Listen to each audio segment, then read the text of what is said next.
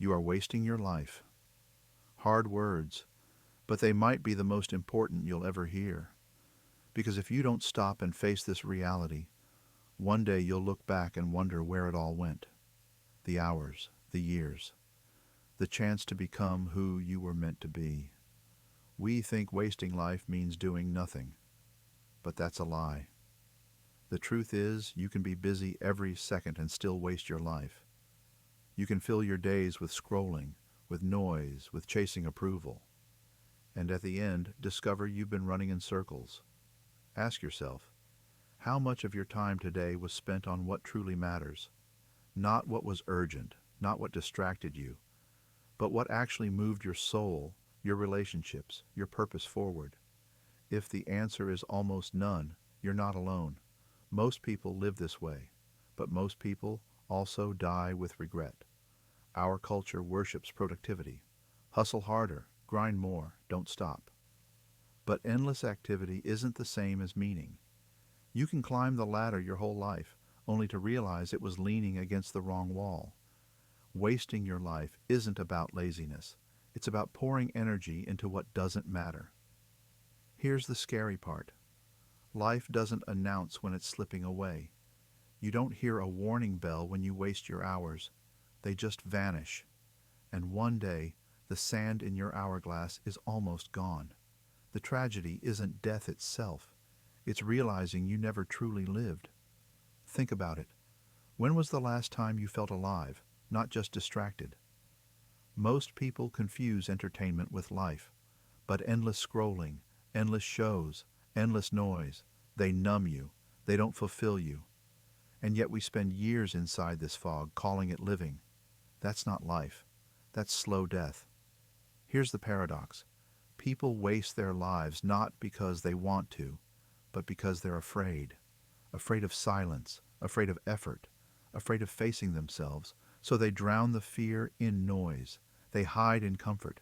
They trade their soul for distraction. But in the end, comfort becomes a prison.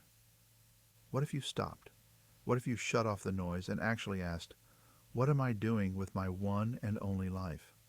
That question is terrifying, but it's also the beginning of freedom. Because once you face it, you can change.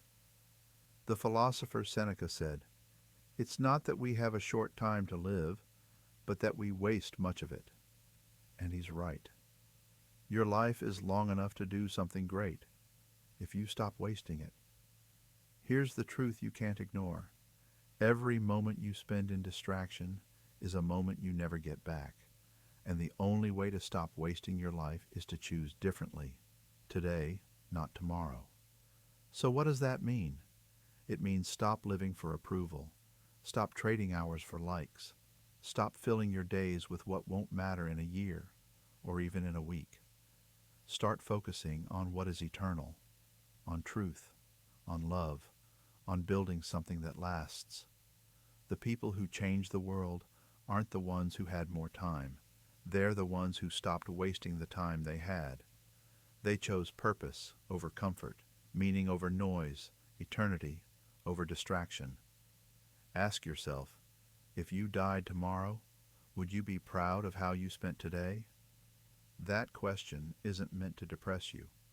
It's meant to wake you up, because the clock is ticking, whether you notice it or not. Here's the final paradox. Once you stop fearing that your life is being wasted, you start living it.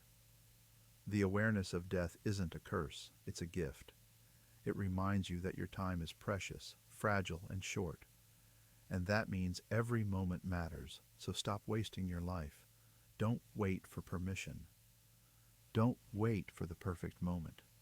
Don't wait for someday, because someday never comes. The only time you have is now. And if you start living with truth, with purpose, with courage, then no matter how short your life is, it won't be wasted. Your life is passing. Don't waste it. Live it.